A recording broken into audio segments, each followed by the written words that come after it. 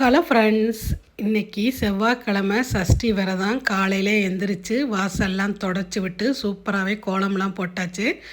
அப்புறம் வீட்டுக்குள்ள உள்ள புஷ்பாஞ்சலிக்கு ஃப்ரெஷ்ஷாக பூவெல்லாம் மாற்றி அழகாக வச்சாச்சுங்க.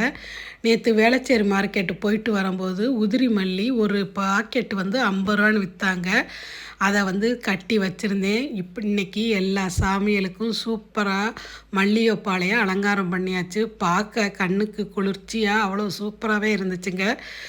காலையிலேயே எல்லா சாமிக்கும் பூ போட்டு விளக்கேற்றி மன திருப்தியோட சாமி கும்பிட்டு முடிச்சாச்சுங்க.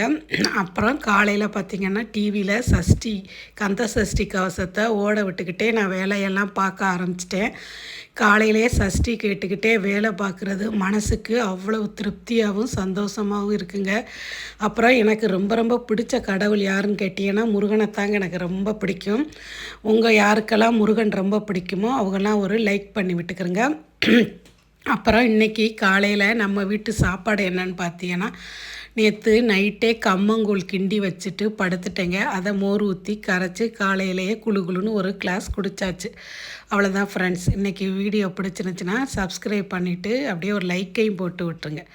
ஓகே, பாய், தேங்க்யூ.